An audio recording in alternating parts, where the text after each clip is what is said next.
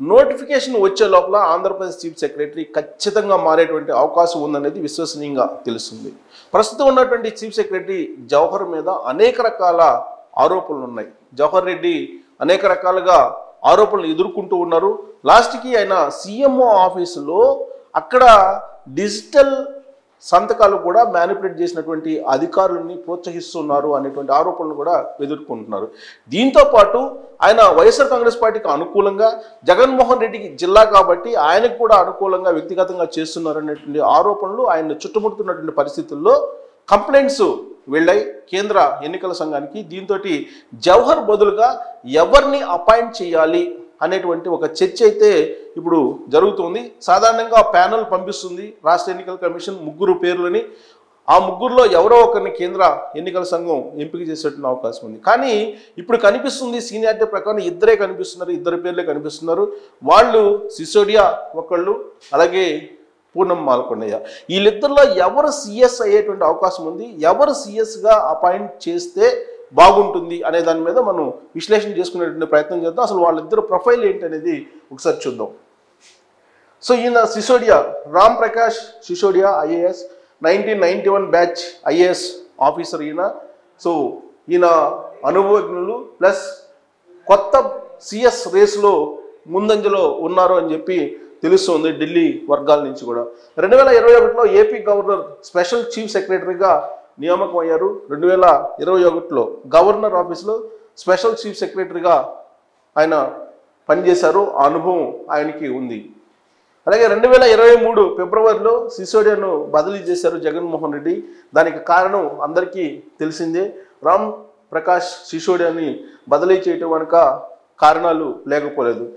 ఏ posting ఇవ్వకుండా AP ప్రభుత్వం ఆయన పక్కన పెట్టేసింది. దానికి కారణం ఏంటంటే 1వ తారీఖున జీతాలు కావాలని చెప్పి జగన్మోహన్ రెడ్డి ప్రభుత్వాన్ని ఉద్యోగుల సంఘాల నేతలు అడిగారు. ఆ సందర్భంగా గవర్నర్కి వినతిపత్రాన్ని ఇవ్వడానికి ప్రయత్నం చేశారు. ఆ క్రమంలో అపాయింట్మెంట్ పెట్టించినటువంటి తప్పు సిసోడియా చేశారనేది జగన్మోహన్ రెడ్డి ప్రభుత్వం భావించింది. ఆ సందర్భంగా ఆయన్ని లూప్ లైన్లో పెట్టడానికి పోస్టింగ్ ఏది ఇవ్వకుండా అక్కడి నుంచి మార్చేసింది. జనరల్ అడ్మినిస్ట్రేటివ్ డిపార్ట్మెంట్లో రిపోర్ట్ చేయాలని అప్పట్లో ఆదేశించింది. అప్పటి నుంచి ఆయన లూప్ లైన్లో ఉంటూ ఉన్నారు. ఆయన ప్రభుత్వ ఉద్యోగులు గవర్నర్ని కలవడానికి సహాయం చేయటమే ఆయన చేసినటువంటి తప్పుగా భావించి ఆయన్ని లూప్ లైన్లోకి జగన్మోహన్ రెడ్డి ప్రభుత్వం పంపించేసింది. ప్రాధాన్యత లేనటువంటి పోస్టుకు బదిలీ చేసింది. ఆ పోస్టులోనే కొనసాగుతున్నారు. ఏపీ మానవ వనరుల అభివృద్ధి సంస్థ డైరెక్టర్ జనరల్ పోస్ట్లో ప్రస్తుతం ఆయన ఉన్నారు, కొనసాగుతూ ఉన్నారు. ఇక సీనియారిటీ ప్రకారం చూస్తే కనుక సిసోడియా యొక్క పోటీగా కనిపిస్తూ ఉన్నారు పూనం మాలకొండయ్య. సో పూనం మాలకొండయ్య ఐఏఎస్ 1988 బ్యాచ్కి సంబంధించినటువంటి ఐఏఎస్ ఆఫీసర్. ఈవిడ టీడీపీ హయాంలో ఏపీ డీజీపీగా పనిచేసినటువంటి పూనం మాలకొండయ్య భర్త మన్నం మాలకొండయ్య. సో ఏపీ డీజీపీగా అప్పట్లో ఆయన పనిచేశారు.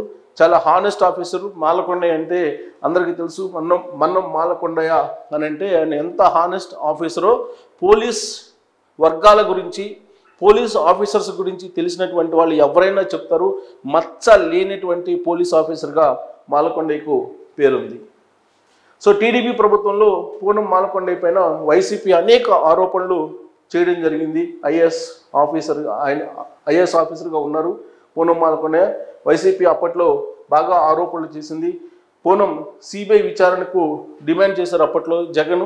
పూనం మాలకొండయ్య గురించి తెలిసినటువంటి వాళ్ళు, యాక్చువల్గా నాకు కూడా తెలుసు, ఆవిడ ఉమ్మడి ఆంధ్రప్రదేశ్లో ఐఏఎస్గా ఉన్నప్పుడు కూడా ఆవిడ దగ్గరికి ఏదైనా మిస్యూజ్ చేయడానికి, ఏదైనా ఫైల్ మూవ్ చేయాలి అని అడగడానికి కూడా భయపడేవాళ్ళు. ఇది నాకు స్వయంగా వ్యక్తిగతంగా పూనం మాలకొండయ్య గురించి నాకు తెలుసు. సో ఆవిడ వివిధ విభాగాల్లో పనిచేసినటువంటి సందర్భంగా చట్టానికి, నిబంధనలకి లోబడి మాత్రమే ఆవిడ పనిచేస్తారు. ఏమాత్రం 1 ఇంచు కూడా అందుకు అతిక్రమించి పనిచేసేటువంటి ఐఏఎస్ ఆఫీసర్ కాదు అని చెప్పి నేను కూడా చెప్పగలను. ఎందుకంటే నేను సెక్రటరియట్లో చాలా రిపోర్టింగ్ చేశాను చాలా సంవత్సరాల పాటు. సో ఉన్నటువంటి ఐఏఎస్ల్లో పూనం మాలకొండయ్య బెస్ట్ అని చెప్పి చెప్పచ్చు. ఆవిడ మీద ఆరోపణలు ఉన్నప్పటికీ కూడా ఆమె పనితీరు మాత్రం చాలా నిక్కచ్చిగా ఉంటుంది. అలాగే ఇప్పుడు తెలంగాణలో ఉన్నటువంటి సిఎస్ శాంతకుమార్ గారు కూడా చాలా నిక్కచ్చిగా వ్యవహరిస్తుంటారు. సో మేము రిపోర్టింగ్ చేసేటప్పుడు గ్రౌండ్ లెవెల్లో సచివాలయానికి రెగ్యులర్గా వెళ్ళి మేము ఒక జర్నలిస్ట్గా సీఎం ఆఫీస్కి వెళ్ళి రిపోర్టింగ్ చేసేటువంటి రోజుల్లో వీళ్ళిద్దరూ ఏ విధంగా విధులు నిర్వహిస్తారనేది అందరికీ తెలుసు, నేతలకు తెలుసు, ఆఫీసర్స్కి కూడా తెలుసు. అందుకే ఏమాత్రం తేడా ఉన్నటువంటి ఫైల్స్ వాళ్ళ దగ్గర మూవ్ చేయడానికే నేతలు భయపడేవాళ్ళు, వెనక్కి తగ్గేటువంటి వాళ్ళు. అంత నిక్కచ్చిగా వీళ్ళిద్దరూ పనిచేస్తూ ఉంటారు అనేది పేరుంది సచివాలయంలో వీళ్ళిద్దరికి కూడా. సో పూర్ణమైన సిబిఐ విచారణకు డిమాండ్ అప్పట్లో జగన్మోహన్ రెడ్డి చేశారు. జగన్ ప్రతిపక్షంగా ఉన్నప్పుడు ఈ మీద సిబిఐ ఎంక్వైరీ చేయాలని చెప్పి డిమాండ్ చేశారు పూనం మాలకొండ మీద. జగన్ సీఎం అయ్యాక పూనం మాలకొండకు ముఖ్యమైనటువంటి పోస్టులు ఇచ్చారు. ఇది ఒక పెద్ద ట్విస్ట్, ఆశ్చర్యకరమైన అంశం. ప్రతిపక్షంలో ఉన్నప్పుడేమో పూనం మాలకొండని మీద సిబిఐ ఎంక్వైరీ వేయాలి అనేటువంటి ఒక డిమాండ్ చేసినటువంటి జగన్మోహన్ రెడ్డి అధికారంలోకి వచ్చిన తర్వాత కీలకమైనటువంటి పోస్టులను ఆమెకే అప్పచెప్పడం అనేది చాలా ట్విస్ట్. సో వ్యవసాయ శాఖ స్పెషల్ చీఫ్ సెక్రటరీగా పోస్ట్ ఇచ్చారు. వ్యవసాయ శాఖ ఆంధ్రప్రదేశ్లో ఎంతో ఇంపార్టెంటో అందరికీ తెలిసింది. సో ఆ శాఖకు స్పెషల్ చీఫ్ సెక్రటరీ పోస్ట్గా ఇచ్చారు. పూనం కంటే జూనియర్ కేఎస్ జవహర్ ప్రస్తుతం చీఫ్ సెక్రటరీగా ఉన్నారు. ఆయన జవహర్ రెడ్డికి చీఫ్ సెక్రటరీ పోస్ట్ ఇచ్చారు. ఆయన పూనం మాలకొండ కంటే కూడా చాలా జూనియర్ కూడా. సో వ్యవసాయ శాఖ నుంచి సీఎంఓకు బదిలీ చేశారు పూనం మాలకొండని. సో ఆ తర్వాత సీఎం స్పెషల్ చీఫ్ సెక్రటరీ పోస్ట్ని అప్పచెప్పారు. సో ఇది పూనం మాలకొండ యొక్క ప్రొఫైల్ మనం చూస్తే కనుక. సో ఇప్పుడు రేసులో ఉన్నటువంటి వాళ్ళు ఎవరు సిఎస్ రేసులో అని అంటే మనకు కనిపిస్తుంది సిసోడియా, అలాగే పూనం మాలకొండ. వీళ్ళిద్దరిలో బెస్ట్ ఎవరు అనే దాని మీద ఇప్పుడు సచివాలయ వర్గాల్లో చర్చ అయితే జరుగుతుంది. ఖచ్చితంగా ఇప్పుడు ఉన్నటువంటి జవహర్ రెడ్డిని అయితే మార్చేసేటువంటి అవకాశం ఉంది, ఆయన్ని బదిలీ చేసేటువంటి అవకాశం ఉందని చెప్పి మాత్రం తెలుస్తుంది.